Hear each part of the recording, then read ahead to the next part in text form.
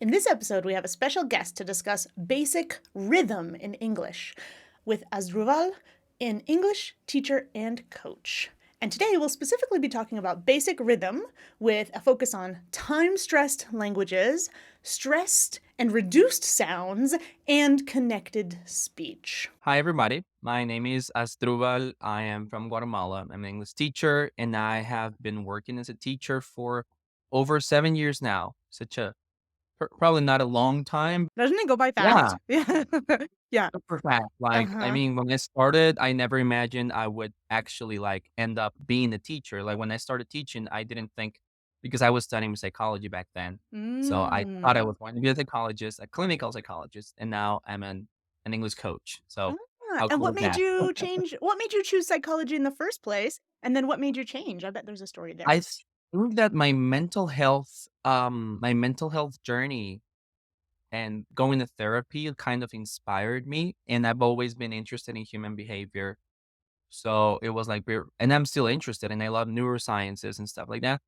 But when I was in my 8th semester, I was already I had already been working for like 4 years as a teacher, and I just fell in love with it, and Mm. English improved a lot.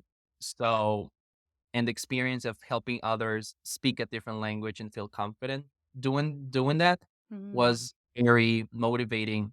So I decided to drop out of college and study Mm. my certification, and here I am. Wow, you really pivoted then. That's a bold move. And I always feel like, no offense to anybody out there who chose teaching to begin with, but I always feel like the best teachers are the ones who didn't choose it from the start, but people who kind of pivoted into that. In my Yeah, experience, that's always been really interesting because you bring so much more from it, especially yeah. like neurology, neuro stuff, let's say. How has that impacted you in teaching, like your previous training in or interest in psychology? Oh, a lot. Like, I understand certain things. I mean, I don't want to say that I know more things other teachers don't, but I do want to say that I have a background that probably most teachers don't have, which Mm, is mhm. has been really helpful. Like when it comes to students' behavior, Mm, motivation, intrinsic motivation and stuff like that. So how the brain works, how the brain learns. So that has helped me develop better uh, strategies maybe, or at least take into consideration those psychological factors that definitely affect learning. mhm, mhm. Yeah, there's always, like, something else behind the thing, right? Somebody is having a struggle or a challenge, and then you find out more about how they think about the thing or how they process things or how they learn Yeah. best, and then that's usually the key, I find. So, I'm guessing that makes you just a really interesting person to work with because you have those insights, that other people Yeah, might not have. Yeah, I definitely. don't. And what do you focus on now? What's your main focus? Oh, well, I started as a normal, I guess, regular English teacher, teaching from beginners to intermediate, advanced, and just general English, grammar, spelling, blah blah. We used to have in the first school I worked at, we used to have like 4 separate subjects: grammar, spelling, Mm, reading, and conversation. It was mhm, kind of challenging and a lot of work. But then we started narrowing our approach, I mm, guess. mhm, And when I decided to go full time, like with my business, when I mm, started teaching online during the pandemic, I decided and I made the conscious and very hard mhm, choice of just doing what I love the most and mm, what I enjoy the most, which is conversation, speaking, confidence, mhm. pronunciating. I even joined Hadar's Academy. Like, you know Oh. who she is, Did right? we She's meet amazing. there? Because I was in ETA too. Were you in ETA? Oh, you were there? I didn't I'm know not that. sure. Maybe we Yeah, maybe we I worked there for passed. a couple of months, not Okay, the I was full there for, time. like, the whole thing, like, whatever it was, 2 years or whatever. And Yeah, so maybe our ships uh, kinda passed in the night. I didn't know you were in that. How maybe. funny, how funny. That's I why I was started there a my couple of group. months. It was Ah, such a an enriching experience, yes. and so I decided, like, this is what I wanna do. This is what I want to do. I love teaching pronunciation. My pronunciation has improved a lot. So, yeah, that's what I do now. I focus on conversation, speaking confidence, and intonation, Mhm, pronunciation, stuff like mhm. that. Here's a question. What made you decide to do that? Like, can you tell us a story or remember a time when as either a learner or as a teacher, when you found out that this was something important and you wanted to focus on that? Do you remember any specific times? Yeah. Well, I don't think pronunciation was one of my biggest challenges, to be honest, Mhm. probably because I had amazing teachers. Mm. But like maybe I caught the the pronunciation or the I don't know, the accent or whatever you wanna call it, pretty fast. But I did realize it was an advantage, Mhm. right? Like, I started seeing the benefits to it. And when I had my students when I saw my students struggling with communicating and feeling like probably, afraid of expressing themselves or something like that, it was because of their pronunciation. So I saw Mm. it like a common factor, like a common thing among most of my students. This is my challenge. This is why I don't want to speak in public. This is why I know I do understand the language. I understand a lot. I listen. I read. I can have a conversation, but I hate the way I sound. Mm. So I realized, well, I went through the same experience. There was a point when I started learning where I was feeling scared, where people would make fun of me, maybe my classmates. And then I ended up being one of the most fluent speakers in my school out of the 50 Mhm. in my class. Mhm. So it was like, I mean, I'm proud of it, not in the wrong way. Like I'm proud of it because it was hard for me. So now I want to help others go through the same journey and be with them as much as I can. And if I can make it easier for you, Mhm. then let's go for it. And feel the same triumphs maybe that you felt because Yeah. yeah, like the whole background teacher thing, in my experience, not to knock anybody else, but in my experience, the best language teachers are the ones who've gone through it themselves, and they can show you the way that they figured it out or their path because Yeah. they've been there, right? So to me, for like 2 reasons, you're already an amazing teacher. Wow. So, Thank you. And yeah. another important Mhm. thing that helped me um, know and be 100% sure that this was my thing Mhm. was the fact that in Guatemala, most academies I mean, I've never studied in an academy. I only learned at school. Yeah. Then, I went to an academy for a year because Mhm. I was such a gullible person back then. So, they made me sign a contract, and I had to pay for a year, 700 Mhm. quetzales, which is almost $100 a Ooh. month. Oh my gosh, yeah. And so I was paying, so I would go twice a week, probably just to practice. Mhm. Didn't go the whole year. The thing is, I realized that from my students' stories Mhm. or experiences in other academies or in most academies, at least the most famous ones, most language institutions do not have this special focus on Mm. Oh, yeah. pronunciation. At the end, and this is something we're going to discuss later on, it doesn't have to be your goal if you don't Mhm. want to. Yeah, yeah. Like, it has nothing to do with being a good or bad speaker. Mhm. I know people who are a lot more fluent than me and know a lot more reading and writing, and they can write an essay in an hour. It Mhm. takes Mhm. me hours to write a paragraph, maybe. Mhm. Mhm. But, um, maybe their accent or their pronunciation isn't what people are used to listening to or to Mhm. hearing, right? Mhm. So I think I'm not the only one. I'm not saying I'm the only one, but I think I am adding that extra value or that extra resource that maybe people can't find in most places, maybe. Yeah. Yeah, especially and do you kind of feel like, A, maybe you were tricked a little bit as a student to get into this place?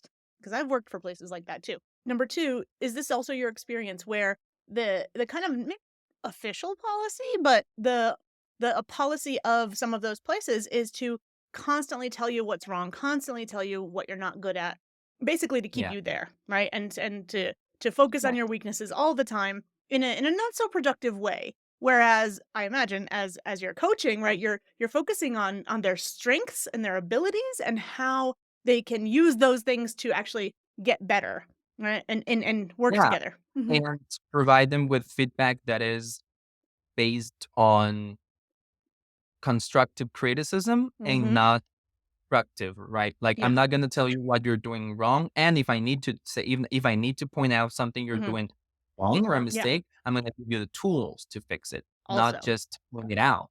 Like, Mhm. that make that Mhm. that makes no sense, like, and as you said, most places or most people, they sadly do it, like, they Mm. point out things and common mistakes and stop Yeah. saying this, use this instead, but Mhm. they don't actually give you tools or they don't Yeah. actually give you the, like, the confidence, right, Mhm. to Mhm. start making progress. Yeah, and it makes sense, and I know that individual teachers want that, but the institution as a whole kind of Yeah, prefers to keep somebody there as long as possible, right? Because it's a numbers game, it's a volume thing. exactly. Yeah, yeah. One of my Yeah. favorite things is, like, to say goodbye to people because they feel good and they don't need me Mhm. anymore, or they can do all these things on their own. To me, that's the best when And I'm in a and school. sometimes we start worrying, like, I've had a student for, like, 2 years, she's been with me for 2 years, Mhm.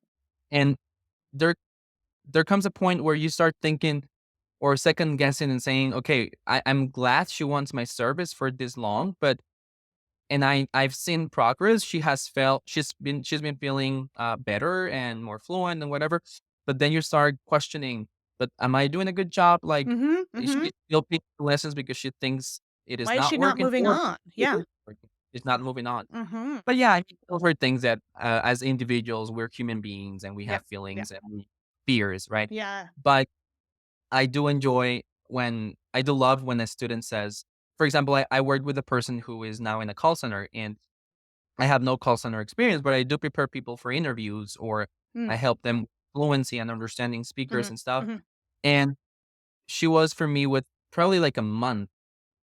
At the beginning, she was very excited and she wanted to have more lessons, but then the training and all the stuff, and the call center is very absorbing. Yeah. So he was with me for a month, but in Mhm. that month, we saw each other like once a week. Yeah. It was so productive and so efficient work that a month was enough for Yeah. her. So she was Right? like, "Listen, I really want to continue taking lessons, but I can't because I don't have enough time.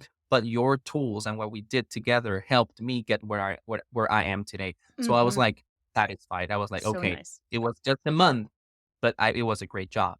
Mhm. Exactly, and I don't know if you have this experience. When I first meet somebody, I try to ask them what their life is like, what's their daily routine, what's their schedule like, Mhm. because I'd like to have an idea of how this is gonna fit in to their lifestyle, right? Is it that I'll have somebody, for example, that says, "Oh, this month is really crazy, maybe I'll see you once or twice, but next month I've got all the time in the world." And then you can kinda plan on that. So if I know in advance I've only got a month with a student, you bet it's gonna be like the gold nuggets, and they should probably make more time to practice on their own. Whereas somebody who I Yeah, see every single day, they want a routine, they want that reinforcement, for a time. And I feel like yeah. when you know that, you can really tailor the experience, to that person. Oh, yeah. I've had, the opposite experience too, Mm. which was kinda tough and hard to say goodbye to someone because you saw this person was not really into it, like, Mm. and I was worried at a personal level because I knew this person from, like, in a personal, like, I Mm. knew her husband, Okay.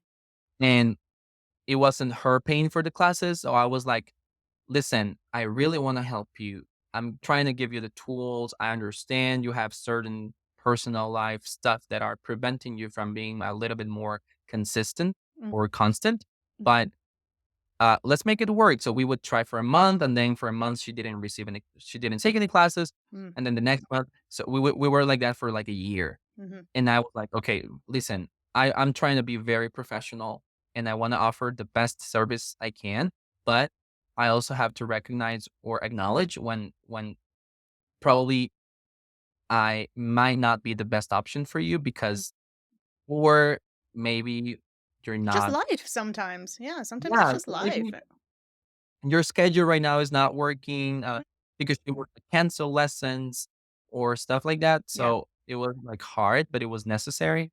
Breakups are tough. Yeah, it was so hard. It was, like, Mhm. weird, like, felt like I was breaking up with my ex or something. Yes, especially if you know a person and there's, like, another relationship there. Yeah, breaking Yeah. up with students is tough. Maybe it's not the right maybe, like, it's not a good time for them and they don't recognize it, right? And they're trying to make everything work, and really what they want to take class, but what they actually need is to not take class, for a while. And then Yeah. maybe they'll realize, "Oh, it's good that I'm not taking that class. I have other things to do right now and focus on." And Yeah. maybe they need that. But then maybe they need to realize like, "Oh, wait, I love this. I wanna go back and I'm gonna do it twice as good Yeah. next And I'll time." do my best, right? Yeah, so sometimes that's No. the best Yeah. thing. So maybe she's coming back. I don't know if she's ever gonna come back. I hope. Mhm. But, uh, but it's great. Yeah. It's this experience and this journey of being a teacher, especially an online teacher or Mm. coach. It's Mhm. challenging and it's full of ups and downs, but Mhm. you Mhm. enjoy every single moment and every Yeah. single experience. Yeah, we've really had to change how we do things. I think, like, during pandemic, I don't know about you, but I've had to learn so many new skills about, like, Yeah. tech stuff. I'm not a tech person. And cameras and apps Yeah. and things like that, and I've spent so much time and money figuring these things out and yeah, to make things work because it's a different world, I feel like now, you know? It's a time and money investment, right? Mhm. It's both things but it was worth it. Like, it's been 3 years. Can you I believe know. that? Like, I it's know. I 3 can't. years since Uh-huh. COVID, and it's like, Yeah.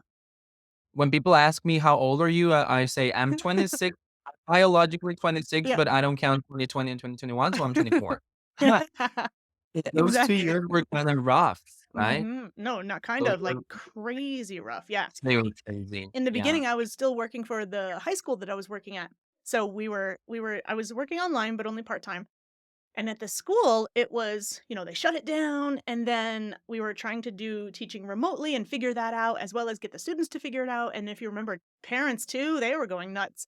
They didn't know what to do with their kids and how all of this stuff works, so you kind of had to train the other teachers, the students, the parents. Luckily, I already worked online, so I had an idea.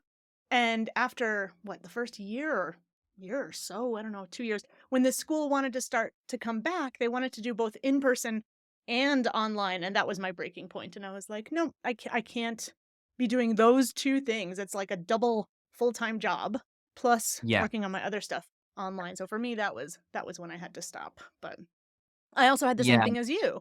I always really enjoyed when I was working at other schools, I always really enjoyed seeing how people wanted more pronunciation, more conversation, and it just wasn't there. It wasn't enough, either in the books themselves, or in the structure of the school, right? And what their priorities were. So just Yeah. like you, that's why I got into this. Now, textbooks that I read now are, like, very, are getting to it. Like, there are Hmm. t we need Mhm. that, input and that thing printed Mm. on the book because it's necessary, right? Um, and I really appreciate my first job because first it was the school I graduated from. Oh, nice. I spent beautiful 13 years there. Mhm. It so I really love that place and the people who trained me were my teachers, and then they were my coworkers, Oh, and we became wow. a couple of them. So it was kinda cool. It was, like, such an Uh-huh. amazing, and they did have a wonderful my English is from that school. So I Mhm. have like, I owe them. I felt Mhm. like I owe them, like, "Thank you for training me, and thank you for giving me the resource." Obviously, Oh, it wow. was 50% my effort Mhm. because right, I was a student. The thing is, they were, like, and they are on the right path, Mm. like, toward developing more fluent speakers and not just Mhm. accurate speakers or Mhm. speakers full of grammar and stuff like that. Mhm. So, I remember we went to Mexico, to Guadalajara, Ah, where you live, where I right? live, yeah. We went there twice in Mhm. 2018 and 2019 for Oh, an international spelling bee competition by AMCO, yep, one of our very famous, um editorials, I think yep, is the word. yep, yeah. So, it was such a fun experience, and we had fun. We didn't win a thing, but we had fun. Our were fun, and families had fun. I had a lot of Uh-huh, fun in uh-huh. Mexico. I really wanna go back. But, um, those experiences were like hints, Mm. like, Mhm. life was giving me hints, like, "This is what you really wanna do." But I was, like, kind of like, "Ah, maybe it's not," Mhm. until pandemic hit, and I was like, "Oh, yeah, You this is needed what that push, yeah, just like we were saying I." other people need pushes too. Yeah, and you're Yeah. and you're so close, actually, we should see each other more often because we're not that far, we just share a border. And I was Yeah. and I was gonna ask you also about during those pandemic times, all that time, I don't know what the climate is like where you are in Guatemala, but here in especially in Guadalajara, my perception of time here, because I'm from a place where we have 4 seasons, right? We have a winter and a spring and a summer and a fall, and they're very different. Oh, we have too. But Mhm. here, to me, like, a year can pass, and I'll say, "Is it Christmas? Is it Easter?" I have no idea sometimes what the date is. So, during pandemic, when we were all closed up and everything, how long has it been? It was so difficult for me. Did you have that same feeling during pandemic? So the thing is that the weather here is kind of consistent. Mm. So, like last year and this year, it has been, they have been crazy. Like the weather, I don't know, climate change and stuff like that. But at least in 2020, 2021, like that was your hint. Oh, it's starting to rain. Mm. If it Mhm. started raining, oh, it's May. If it's getting cold, it's October. Mhm. If it's getting hot, it's April or March.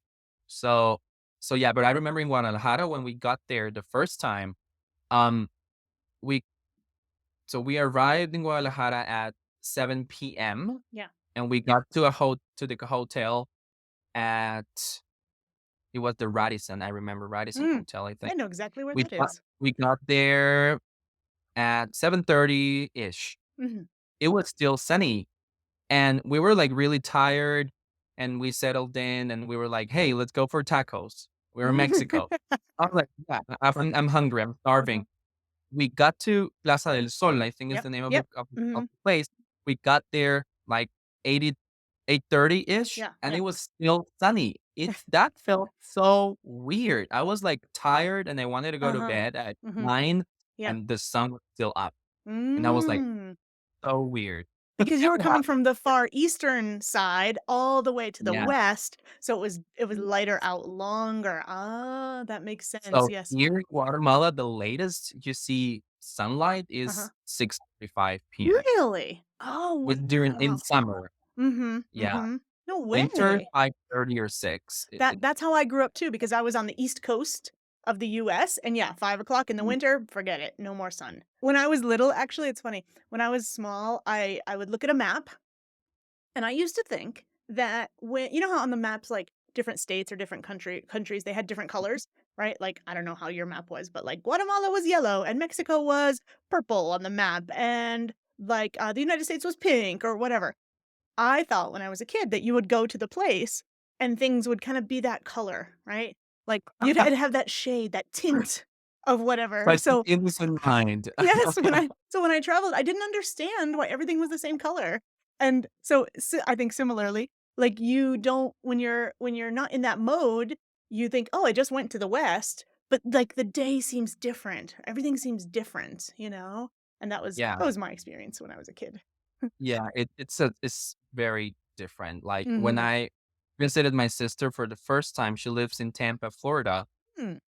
and by the way, how do you say that state's name? That's how I say it, yeah, Tampa, Florida. Florida, like I'm Florida. walking on the Yeah, floor. I But have a friend from New yeah, York, and he uh-huh. spells it differently. Does he say, like, Florida? Like, "Ah"? Something like that, Some people yeah. say that too, yeah, in my accent, it's "or" Florida, but Yeah, I think I even some always, people in Florida, they might say it like that, Florida, but I say yeah, Florida the way you did. so Mhm. interesting. I But know. yeah, so the thing is, when I got there, it was night, Mm. and I mean, Tampa is a hot place, right? Florida, Mhm, and it's humid, yeah. really hot. But it was December, so I guess Mm. it was winter, but the cold that I felt that night was, it hit different. It was, Huh, oh, like the gate opened yeah. and my sister was waiting for us, like, at the gate, like, outside the airport where People, if yeah. you go up, and when the gates opened and I felt that air hitting Uh-huh, my face, uh-huh. I don't know, I felt my cheeks, like, freezing. It was Mm. so weird. It was very cold because I Uh-huh. guess in the US, the weather is a little bit more extreme. When it was hot, because then I went in June in Mhm, 2019. It was mhm. so hot, I wanted to die. And you're suffocating because it's so When humid. I went to Guadalajara, Yeah. we went to Puerto Yep, Vallarta. such Hated it. I oh, am not a beach person. me I'm neither, so yeah. sorry. I'm It's a sure. beautiful place, Mhm, but mhm. I got sunburn and, Like, I only go in the winter because it's too much. I'm not a beach person yeah. anyways, but I don't like heat plus humidity. And it's funny when you say that Florida was cold for you because where I grew up was actually upstate New York, close to Canada. And we would have snowbanks like much taller than Oh, me, like yeah, 2 meters, right? yeah, And literally when I was a child, we would dig a tunnel through the snow to get to the street and catch the bus because it was that much snow. So here in Mexico, when people say like, "Oh, it's so cold," right? I remember, "Man, you don't know like, about cold." March But 9th. then I went to this other city and everyone said, "Oh, it's gonna be so cold there." And I thought, "Psh, what are you talking about?" And of course, I don't even think I brought a sweatshirt. But I went there and I had to buy coat and hat and gloves because it was so cold in this one city in Mexico. And I wasn't expecting it, and I didn't really believe that people had the same sensibility as me for cold, right? But whew, I learned my lesson Yeah. for sure. But yeah, Yes. I get used to it, like, Mm. after a few months or Mhm, mhm, years, you get mhm. used to it, I guess, like, I've Yeah. never lived outside Guatemala, but Mhm, but it, I get I suppose you get used to it. There's a place here called which is mhm, in Cate no, Xela Quetzaltenango. It's mhm, a state, let's say, mhm, in Guatemala. mhm. That is the coldest place Oh. because I guess it's, like, really high, like, over sea level, Yep, yep. It's above sea elevation, level, high elevation. Mhm. and it's really, really cold, and I've never been there, and I'm so ashamed of saying this because I am bad Guatemalan, but I really wanna go there, and they say it gets really cold, and it's one of the very few Yeah. places where when it's winter, like, it's a bit snowy on the top of the Ooh. mountains, but just on the top of the mountains, Uh-huh. but the street is, like, frozen. Mhm, So, mhm. I really wanna go there because I love cold. I was Mhm. born in Puerto Barrios, which is, like, the beach. I Yeah. was literally born there, but I've never lived there, thank Uh-huh. goodness, so I never got used to it. Yeah. And you don't like the beach now either, so that makes Oh, sense, yes. no, no, no. So, speaking of countries and diversity and background then and our both of our passions now that we have for English, my question to you is specifically about rhythm. How do you find that that helps people learning more about rhythm, practicing rhythm, focusing on that? What have you found to be, let's say, a benefit for people when their rhythm gets better? So there are 2 things, like, when people, so first people there is, like, a misconception when people study rhythm or intonation and stuff like that, those features of language, they think they are or they do it with the mindset of just improving their speaking, Mm. when it's actually you're listening first, and then that Mm. input helps you not, like, be wired to the language, if that Mhm, makes mhm, sense, mhm, mhm, or understand it better and easier, and that improves your speaking later on if you're intentional about it. So sometimes people get the wrong approach. I mhm, want to improve my speaking and I'm going to study about rhythm. And I mean, yes, you can mhm, imitate, you can practice shadowing, mhm, you can do a lot of things, but you will still struggle with listening if you're just getting yourself used to repeating that intonation or using that rhythm. yeah. And I mean, English is full of different accents and stuff, just as Spanish. Mhm, So um, I think the two main benefits are you improve your listening mhm, skills yeah. and you improve your speaking skills as well when you study rhythm and intonation and stuff like that. Yeah, and maybe somebody says, "Well, speaking is my primary goal. Who cares about listening?" But really, I think everything comes down Mhm. to communication, right? And to be a good communicator, to be a good conversationalist, to probably make those connections with people, you want to listen better to other people. Right. It's a Just two-way street, yeah, right? exactly, exactly. And you want other people to listen to you, so yeah, you want to be able to produce that and make it easier on them. Mm. But also you wanna be able to catch as much from the other person as well, and we all forget that, I think. But I think if I could think like of a third thing Yeah. or like a side effect would Uh-huh. be your Uh-huh. confidence. Boost your confidence when you Mm. get the rhythm, when you understand people easily and you speak and you express yourself in a more fluent way or Mhm. natural way, Mhm. that immediately boosts your confidence when you Mhm. speak. Mhm. Yeah, a lot of people think, "I need to get confident," and they think that that's the goal, and in a way it is, but it's usually the result of other goals, right? Or the Yeah, result of other that things, you know? yeah, it's a combination of things, like, it all depends on what your main goal Mm. is. The process doesn't look the same for all of us, for Yeah. each one of us is different. Like, for me, for example, the most recent skills that I have been improving are my listening and my writing. Like, writing is Mhm. probably the skill that I need to work on the most. Mhm. I read a lot, I speak a lot, of course, and I listen and stuff, but writing, since I've never used it Mhm. much, Mhm. um, I think that if you have me write something, I would probably feel like an intermediate or beginner.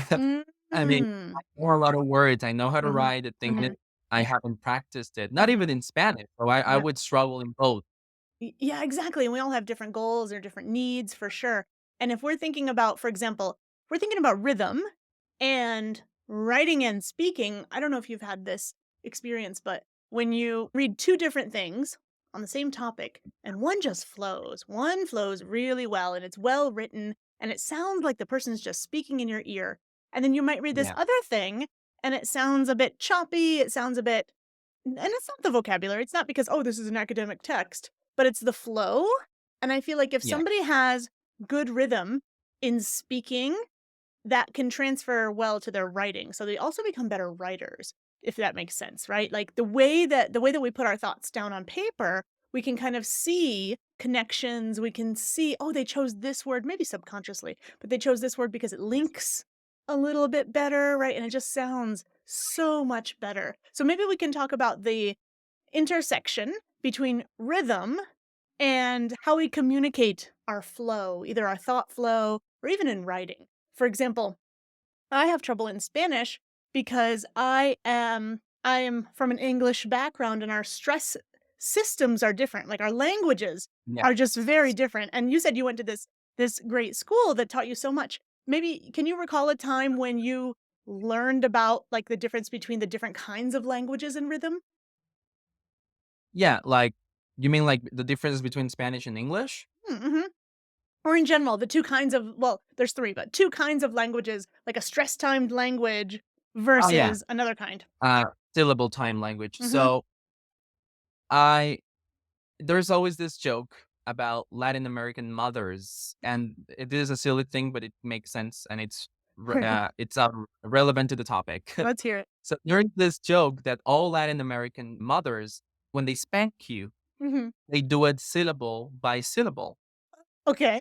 Mother would say like, "Por qué hiciste eso?" And they start like hitting you every time they mention a syllable. Oh. That wouldn't be possible in English when you think Uh-huh. about it, because Ah. you cannot just divide words into syllables. Uh-huh. So it's funny because Spanish is easy to identify those small chunks or Mhm. those small pieces of sound. Yeah. Um, when you think about English, though, it's totally different. It's about Mhm. the melody, the music of the language, the stress, what is most Ah. important message. So those are the two kinds of at least in Spanish and in English, that's the big difference. English is stressed timed, Mhm. while Spanish is syllable time. That means that in Spanish, every syllable counts and must be clearly pronounced. There is no standard Spanish accent, but at least in clear communication, every syllable counts. Mm. Mhm. While in English, is not about syllables, but about stress, Mhm. about what's more important, what you want, what's the intention of your message, what words in one sentence or in one question you want the speaker to get first. For example, if in Spanish, I would say, em, ¿qué harás mañana? ¿Qué harás mañana? ¿Cuáles son tus planes para mañana? You can listen to every single sound. But in English, I would not say something like, "What are you doing tomorrow?" It Mhm. sounds weird and robotic. So Mhm. it would sound something like, "What you doing tomorrow?" Mm. "What are you?" gets reduced to what you doing Mhm. tomorrow. Mhm. So those changes and those reductions and stressing some words or some syllables, that's what makes English a lot different to Spanish. Yeah, and it's like you said, the intention of the message, the keywords in the Yeah, sentence, right? In this case, you were asking a question, "What you doing tomorrow?" Right? Clearly, the "you," who cares? Because I'm talking to you, you know that. I'm So, talking to you. we're not Exactly. talking about your sister or anybody else, right? what you doing tomorrow, right? Whereas, what are you doing tomorrow? Like you said, robotic, Yeah. very staccato in a way. I Yeah. have the opposite problem. When I'm speaking Spanish, I don't sound the same. My syllables are not similar enough in length. So I imagine to somebody else's ear, like I'm sticking out these words and they're like, why are you speaking that way? I don't know what they think, but they might be thinking that I'm speaking a little too dramatically or something, but that's noticeable, right? And it's not Yeah. necessarily wrong, right? People understand your words. But in the case of somebody speaking English, we have a hard time following you because we don't know what the main idea of your message might be. We're working too hard because we're listening to every single syllable, and that's a little bit too much of a Yes. cognitive load for us sometimes. And what else do you want to tell us about the idea of like a time stressed language and what it does to our rhythm? So the important thing about stress and things that people need to understand, like basic concepts, are like, for example, content and function words, Mm, which, like, when you understand that, when you can classify them, you mm, don't memorize yeah. it or be an expert, but at least get like the general concept of it. So when you have, like, I'm gonna go back to the same example. What are you doing tomorrow? Mm-hmm. In that question, as you said, you is not such an important word because my listener knows I'm talking to them, right? Mm-hmm. So you in that specific context can be reduced. In other contexts, it can't. But Mm-hmm. in these Mm-hmm. specific it can be reduced. So that word becomes like a function word. It just gives support or structure to the Mm-hmm. sentence. Mm-hmm. Because I cannot totally skip it. At Like, least in English. at least Mm-hmm. in English. Mm-hmm. But I can reduce it enough so Mm-hmm. that my speech is more fluent. Fluent, fluid, Um, flowing, yeah, all the F words. yeah. So content and function words. So function Mhm. words are basically those words that do not hold the message of the Mm. sentence. I like to think of it as the grammar words, the glue to the Exactly. sentence. The Yeah. grammar, like Mhm. prepositions, Mhm. Mhm. pronouns, and stuff like Mhm. that. Mhm. While content words contain the message Mm. and the Mhm. meaning, Mhm. and the sentence wouldn't make any sense without them. So Mhm. I need to hear the word what, doing, and tomorrow. Those three Mhm. words are important, Mhm. right? While are you are kind of like inferred. Even if you Mhm. don't hear them, you infer, okay, Mhm. this person definitely used them. It's just Mhm. reduced. And Yeah. it's not a conscious thought. You're not Yeah. always thinking, oh, they reduced this word. It's not a conscious thing. But when you study it and you Yeah. are meticulous about it, um, it gets a little tedious, I Yeah. understand. But when you start putting it into practice, that's when you start getting better, not only at speaking, but at listening too. Mhm. So yeah, content function words, stress. So Mhm. sometimes you will stress a specific word depending on the message. So if in the sentence, I didn't kill him, Mm. the message can change a lot if I Mm. stress a specific word. So I didn't kill him. Mhm. I didn't kill him. I'm trying to imply that it wasn't me. Yeah. I didn't kill him. Mhm. Maybe Mhm. I hit him up, but I didn't kill him, right? Mhm. Or I didn't kill him. I Mhm. killed her. So yeah, so the press that's stress, right? When the word that you emphasize Yeah. in the sentence in English, that is Mhm. very important because that's like the core of how you will express your ideas. Yeah, and every once in a while, we might take a function word and we might stress it for clarity. If I Yeah, just said, "What are you doing tomorrow?" Right? And then somebody else answered, I would be like, "No, what are you doing tomorrow?" Or exactly. maybe I said, "What are you doing tomorrow?" "Oh, okay. Well, what's your husband doing tomorrow?" To contrast things, to clarify things, I might stress a word that I don't normally stress, or I Yes. might stress a word that I just stressed, but perhaps you didn't get it. So to clarify my meaning even further, I might stress it even more. So we've got consideration about which first language you're coming from, and by the way, it's not just black and white, right? It's not just, oh, was it a Oh, it's stress not black timed and or a white. syllable timed language, right? For example, German is also a stress timed language, but they just don't stress it quite as much as an American English speaker. So they might sound to my ears a little bit flat, right? I might feel Yeah, like that he's a little more emotionless, for example. And they might not think, oh, I have to really stress this word because they come from that language anyways. They feel like they're doing it. but I might not feel as a listener like they've done it quite enough, right? So I might notice something in there.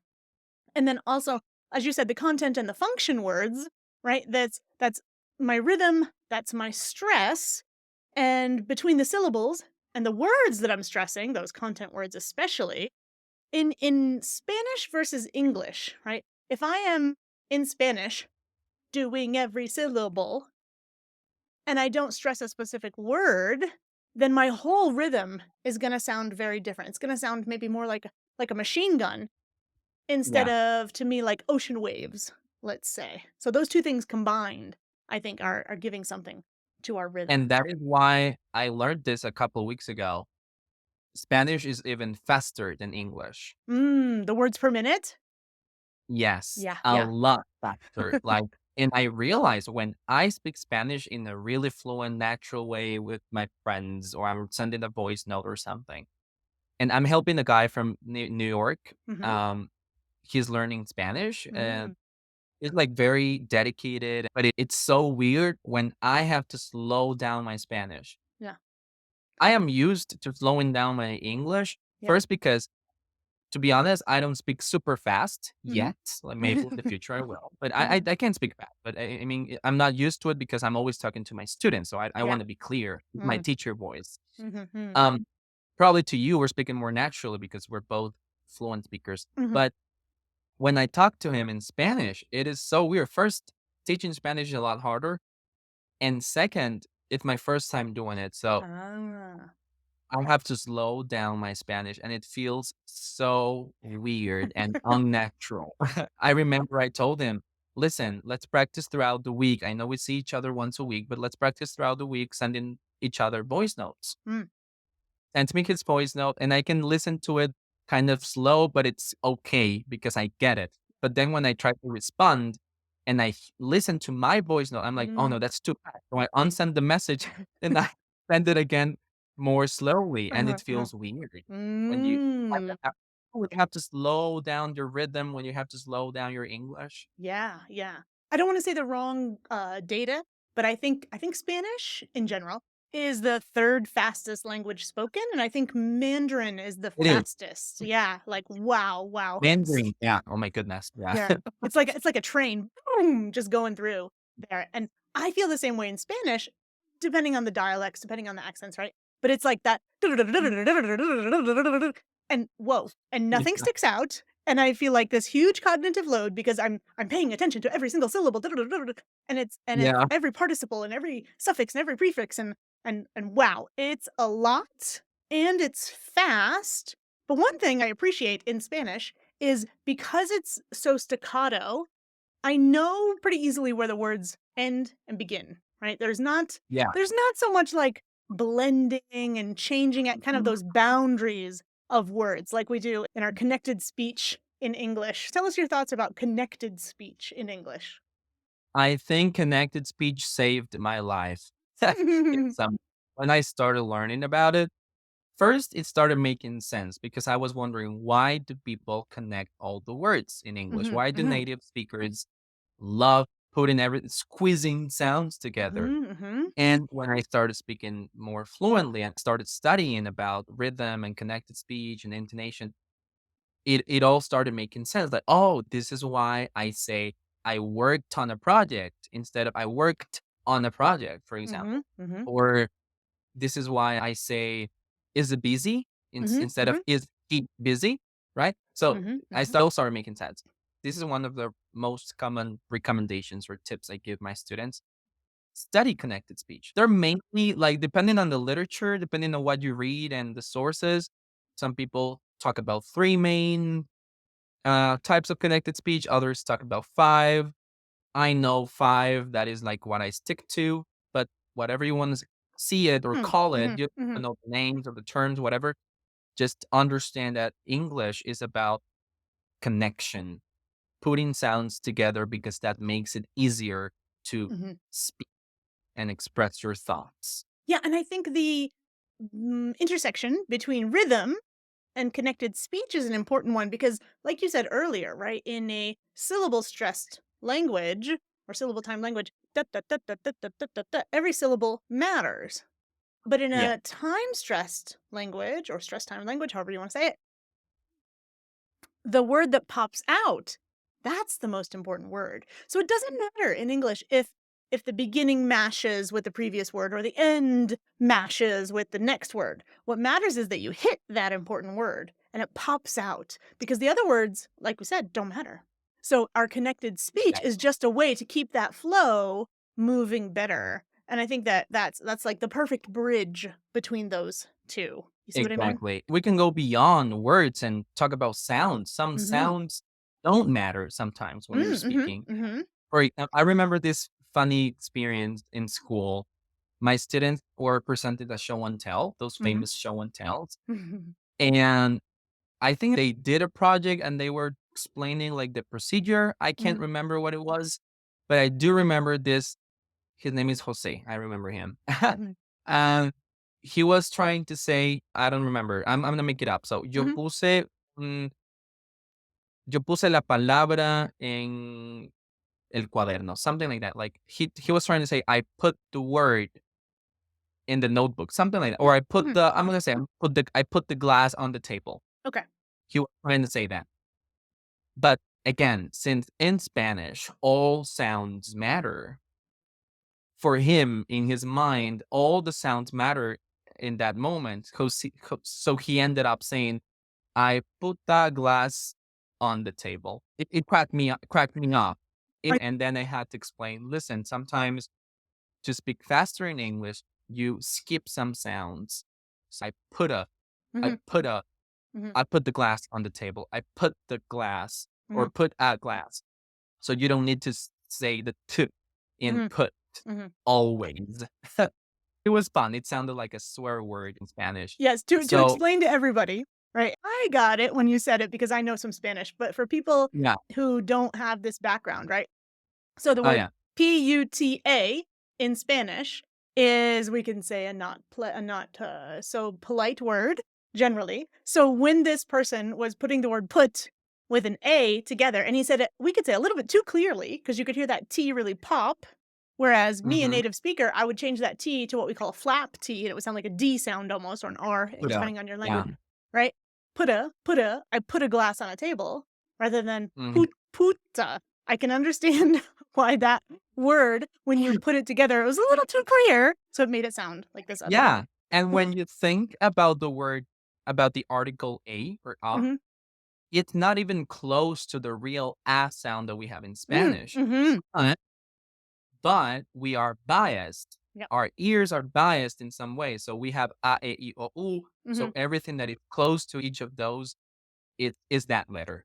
We have words like beach and Mhm. the other word, or Mhm, mhm. make no distinction. That's a really So good point, uh, that the sound of the vowels, and of course, I have the opposite problem. I carry my bias from English, where we have nearly 30 different vowel sounds and combinations, right?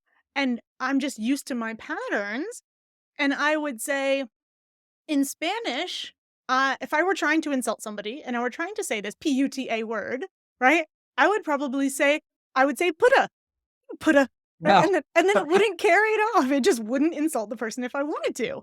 And so my biases work the other way as well, right? Our sound biases. I would then connect those words in a way that I'm used to as well, and it just doesn't come off the same way. So I feel you. I feel the problems that people have. So it all comes down to connected speech, right? Like Mm.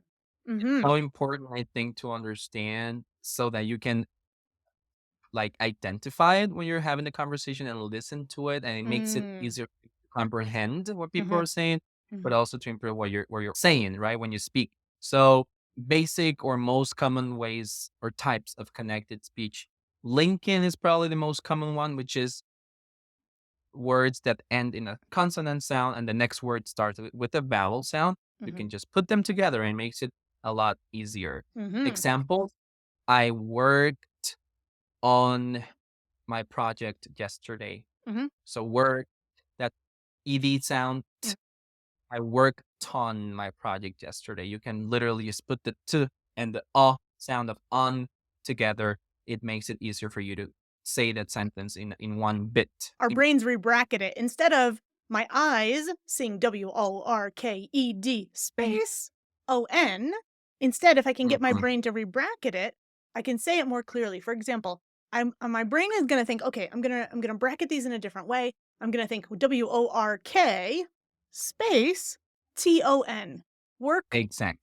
Workton, I workton." write it like that on the Mhm. board when I wanna tell my students, "Listen, you are pronouncing the words correctly. You are Yep. saying, 'I worked on my project yesterday.' But again, you tend to sound a bit robotic Mm. because you're not putting the sounds together." So Mhm. I literally write it like that on the Yeah, board. yeah. I work space ton. I worked Ton. on my project. Mhm. Mhm. That would be linking. Another one that I found interesting because I hadn't realized I do it when I speak English, and it's very common in English, is intrusion. Oh, In yeah. There is like a new sound Mhm. that is not there really, but it kind of gets there in between words, especially when there is like a vowel or a semi-vowel at the end of the word, and the next word starts with a vowel too. So, for example, when we say things like "do it," Mhm. so you can say like, "Did you do it?" And there's no sound in between. But some people say Mhm. do it, wit. Mhm. So it sounds like a w, which is natural. Yeah. It happens in Mhm. English. It's not a apparently not a rule. I wouldn't call it a Mm. rule, but Mhm. it's a phenomenon Yeah. that happens, and you need to understand it because it might get confusing if you don't Mm. know what you're listening to or what you're If saying. you're the listener, do wit, you might think do and then wit. What's a wit, Yep. right? You could be Exactly. confused if you didn't know that when we're gliding the vowels, we tend to stick a y or a w in there, and that's Yeah. just how we glide those vowels. It's how we connect that speech. Absolutely. It's not in either word, but boom, it pops up as a way for your mouth to kind of do that. And the British do this too. They have something called an intrusive R. If Mhm. you don't know that, you're thinking, "Where's that R coming from?" But then once you know, you say, "Oh, it's just this Do you have an phenomenon that example? happens in British I English." think I'm trying to think of it. I'm gonna do a whole separate podcast on intrusive R. So I'm gonna have okay. tons of examples, yes, from this guy that I really like. He's a dialect coach. His name is Mark Dallas, and he does so much good stuff. So I wanna have him give us a lot of examples of intrusive R because he can tell us exactly which dialects, which accents do it, and maybe which ones don't. Because I have a feeling there's more than meets the eye in intrusive R, and I don't know enough about it, so I'm gonna pause your question and let Mark kind of answer that The too. expert. Yeah. Yeah. So another example of this intrusive sounds would be like go out. We don't say, Mm. I really want to go out. You don't make that pause between the words. Mm. Go out. I want Mhm. to go out. Mhm. So Mhm. again, that sound, slight wolf sound Yeah, yeah. that you can hear.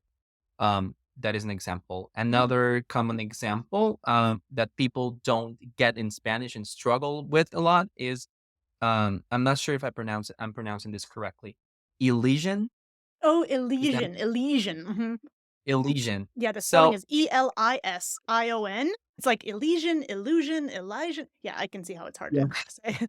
So Elysian is not a new sound, is not connecting sounds. It is literally skipping a sound or Mm. deleting a Mhm, sound. mhm. And it happens when you have a stop consonant at the end of a word, and the next word starts with a different consonant. So sometimes it's super hard to make the transition from one consonant sound to the other because maybe the placement or the manner of articulation are totally different. So you can get all uh Mm. I don't know, A million different confused. So, combinations, yeah, like a ton of yeah, different things that could be or going on. maybe those two consonants have a very similar or close place of articulation. So, for Yeah, yeah. example, neck door, Mhm, next door. mhm. So the t and the d, your tongue is kind of like closed in the same position in your mouth. Yep, yep. What is different is the how you release the air, right? Like Mhm, it's behind your upper teeth.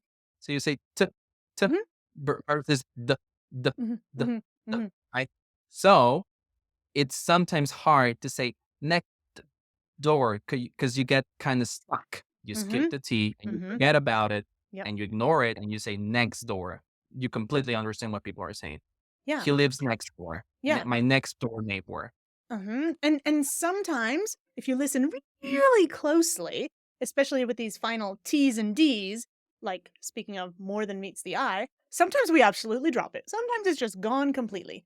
And then Exactly. sometimes we do some other things to it as well. Like we mentioned earlier, the flap T, where you're doing Mhm. something a little different with that final T, or we have a glottal stop sound, Yeah, which a lot of people think, oh, you dropped it. No, I glottalized it. It's slightly different. If you can hear it, that's a nice skill. Or probably, I think, the most difficult one is one thing we call an unreleased T or D. So your tongue it's in position, but you don't let any air out. exactly. Uh-huh. So a lot of people say, "Oh, It's you dropped very it," but maybe not. interesting. I was practicing, like, before our meeting and these past few weeks because I'm preparing a course about these topics Nice. for teachers. I Mhm. want teachers to know more about this, Mm, and so I'm preparing a course for teachers. It's gonna be free. fantastic. So and I do it every time I read or listen to someone explaining it. I do it like, okay, next door, and I realize, Mhm. oh yeah, my tongue is in position, but I'm not releasing the sound. It's Right. very interesting. Mhm. Another example could be most common. Mm. Right now, I said the T, like most common, Yeah. but it makes it tricky if you're speaking really fast and you can get stuck. So most Mhm. common, the most Mhm. common thing to do. Maybe I am. Maybe I'm going directly from the S to the K or C in common. Sk, Yeah, sk.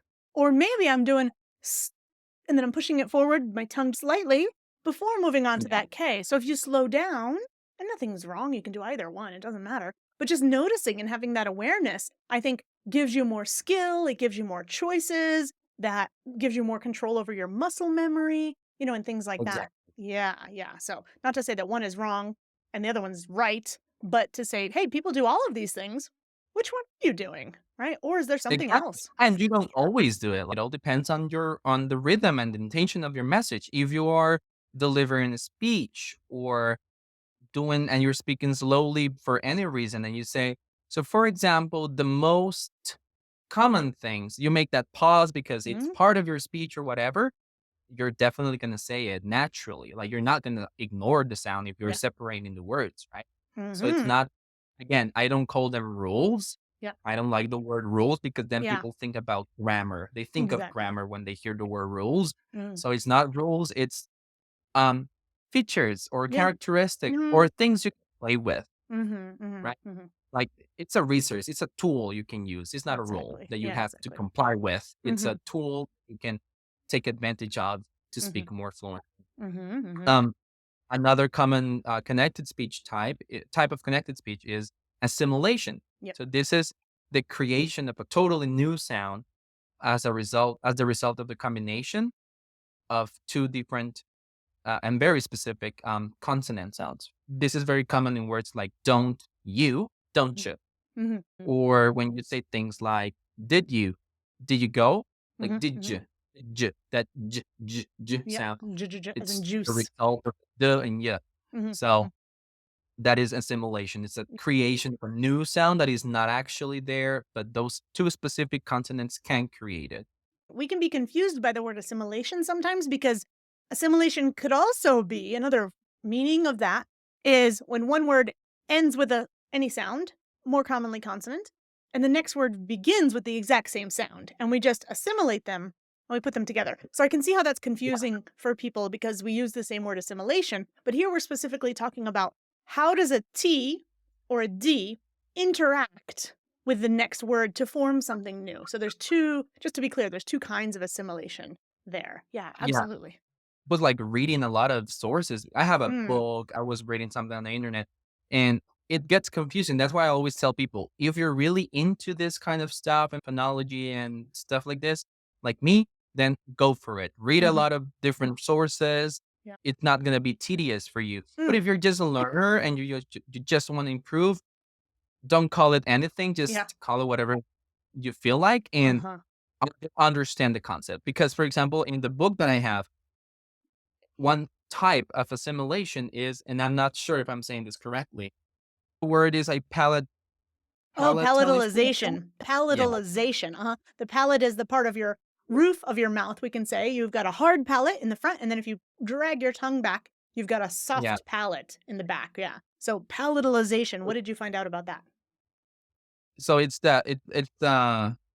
the examples that I gave, right? Like the Mm, j mm, that mhm, creates mhm. a new sound. Yeah. Um, whilst the other one I forgot the name. Like when you have you kind of create like a long consonant sound, or Mhm. you just use one as Mhm. if the phrase was written with just Yeah. one of the consonants. For Uh-huh. example, if you say um things like life, Perfect, perfect. Uh-huh. social life, Mhm. social life. I'm Mhm. just saying one L. I don't need to elongate it. Yeah. Like social life. It's just one for me. That's the other assimilation that we just mentioned, right? Uh-huh. Social life, social life, social life. My social life is very boring, for example. Yeah, absolutely. And Mhm. when you talked about palatalization, that reminded me certain language backgrounds might have trouble with rhythm because it's a different system, but also the way that other languages mix words and sounds and do that too. For example, a lot of students who speak Russian or Ukrainian as their first language, there's a lot of palatalization in English. Why?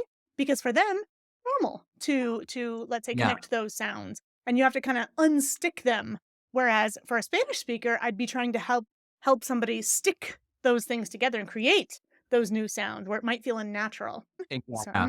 I mhm, think that, for example, for a French speaker, these are things that are very easy to understand because they do it a lot. They have mm, this thing.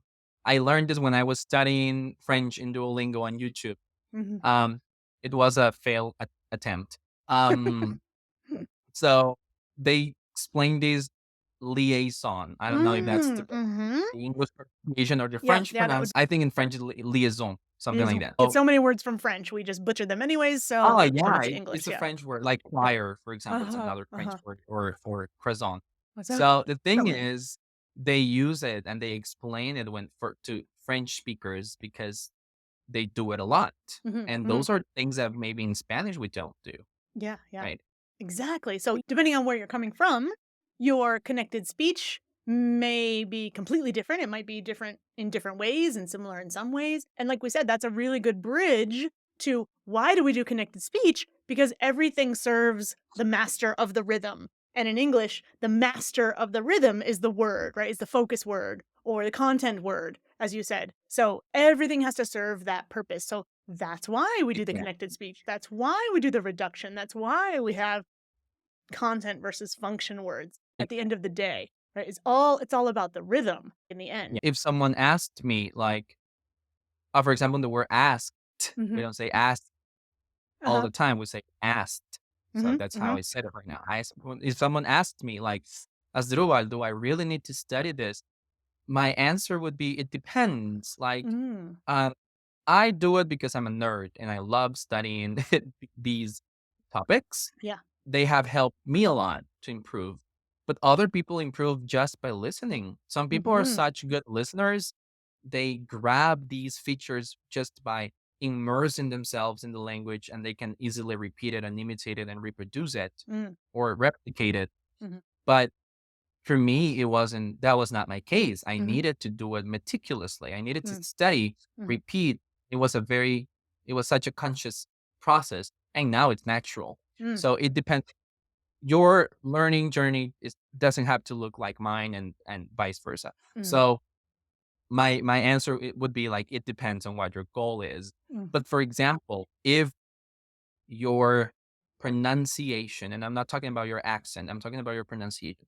If your pronunciation or the way you play with the melody and the musicality of the language is affecting how effectively you express your ideas, then go for it. Study. Mhm. Mhm. If you're creating, if you're using contrastive sounds, Mhm. and if you don't know what a contrastive sound is, if you're watching this, Mhm. it's like a disconnect, or it creates like a problem of communication. Mhm. For example, in pronunciation of words, like if you say thank you instead of thank you, Mm. we completely understand that. So Mhm. no problem there. That is not it, that's a non-contrastive sound. Yeah. Versus if you said bitch instead of beach, Yeah. then that's a problem, right? That's a small problem. So that those are contrastive, non-contrastive things. Mm. And so that would be my answer. Like, it depends on your goal. And Mhm. for example, a very common example in Spanish is in English. In Spanish, we use rising intonation for all of our Mhm. questions, Mhm. information questions, and yes or no questions. Mhm. Fuiste ayer? ¿Cómo te sientes? And stuff like that. Mhm. But in English, we have rising intonation for yes and no questions and falling Mm-hmm. intonation for WH questions. So Mm-hmm. I don't say, where do you go? I Yeah. say, where do you go? Where do Mm. you go? Mm-hmm. Versus, are you angry Mm-hmm. or Mm-hmm. are you angry? Mm-hmm. So different types of intonation that probably in Spanish are not used for the same thing. Yeah, and I feel So like the intonation, the rhythm, the connected speech, right? Some of it's about accuracy and where you put your tongue, but most of mhm, it is about how I'm connecting with this other person. So, exactly. particularly intonation, let's say. If somebody asks me a question, depending on how they intonate it, I'm going to pick up a different tone. I'm going to say, "Oh, are they being sarcastic? Oh, Yeah. are they serious right now? Are they, what's going on there?" So there's a lot behind it that there's meaning that maybe you want to give and you're not giving, or meaning that you're giving and you don't mean to give, right? So all of those things to Yeah. me go towards the connection. And I think you mentioned about being intentional. You mentioned about what you're knowing what your goals are and maybe knowing how your preferences are too and what you like to do.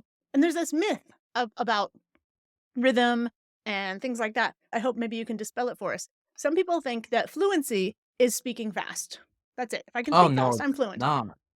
Goodness, like, and I used to think that and I regret it because that was part of my frustration. Why am I not speaking fast? I'm not fluent, but I am fluent even if I Mm, don't speak fast. And mhm, the same goes to you. Like if fluency has more to do with how automatically and naturally you can use a language, whether it is in writing or speaking. Fluency applies to everything, even reading. I am a mm, fluent speaker, but I can be a non-fluent reader, for mhm, example. mhm, mhm, And some people read very fluently, but they don't speak fluently. And not just for second languages; it's also for your first language. mhm, Like I am becoming less fluent in Spanish when I speak in public because I'm not used to it anymore. mm, I just don't do mm. it anymore. I speak in English 24/7 now. So I struggle recording a video in Spanish now. Sometimes Uh-huh. explaining things in Spanish, but because I'm getting used to just speaking in English. In my everyday life, I can have a very fluent conversation in Spanish with my friends, but that is a casual conversation. Mhm, So fluency is complex, mm. not difficult, just complex. And Yeah. it's not about speed. It's not about how fast you speak. It's about how naturally and automatically you can use the language. If you're able to understand what people are saying, think in English and have an automatic response in English, that's fluency. Yeah, exactly. And you mentioned earlier listening and the power of listening. And in fact, we can also be fluent listeners, right? Or not. And so if I'm having trouble listening to somebody, it might be because they are not doing the rhythm that I expect, right? Mhm. It might be because I am expecting something different and I'm getting something choppy. And I'm thinking, okay, is that because they don't quite know what they want to say, or is it because they don't know how I'm supposed to hear it? Right, and they don't know maybe know that. And so when they're speaking, my listening comprehension can be impeded a little bit. Even if I'm a fluent listener, when I'm listening to Yeah, somebody else, I can't listen to them fluently. Do you know what I mean? Does that make sense? Because I know people it have does. trouble with me in Spanish. Yeah, I mean, it happens when my students, for example, when I'm explaining something to them or asking them questions, I know they understood what I said, but your brain works with self-preservation. So Mm, if for your brain you feel like in danger when you don't understand a thing or you fear not understanding what someone says, your brain automatically uses the research sense that it's more used to, mm, aka your first language. So when I ask my students something, we're having a discussion or something like that, I know I can see in their faces they understood every single word I said, mm. but their automatic or first response is "A ver, dijo," and they Mm. repeat the question in Spanish. Now, as a mechanism. For example, if I ask them like, "So what do you do on the weekend?" And they're like, "¿Qué hice el fin de semana?" And they Uh-huh, say it in Spanish, uh-huh, uh-huh. which is not wrong. Yeah, Spanish is a tool that you yeah, can use for learning. sure. But what I do is, okay, listen, if you didn't get the question or you want me to repeat it, you can ask me, or you can repeat the question in English. Repeat Mhm. it. what did I do on the weekend? So Mhm. that way you're training your brain, Mhm. uh, think in English. And you don't switch back, and because it's hard once Mhm. you code switch into another language or dialect or accent, right? You switch, it's really hard to switch back. It's hard to get out of that mode. So I think that's an excellent tip, actually. And if you have any more tips or anything else that you wanna add to today, feel free because I'm sure our listeners are benefiting a lot from what you say. Oh, I hope. It all comes down to be intentional. Like whatever your goal is, that's the main thing. You need to be clear and you need to know what your goal is, what your objective is. Like I have students and each one of them they want to reach a completely different outcome. Some of them want to work in a call center, so they Mm, need to speak fluently. yeah. And so probably we don't focus on reading too much. Yeah, and on the But phone too. Like, speaking on the phone is very different because you don't have that very feedback. Mostly they're not yeah, video calls, so you don't have that feedback of knowing, for example, if the intonation is off.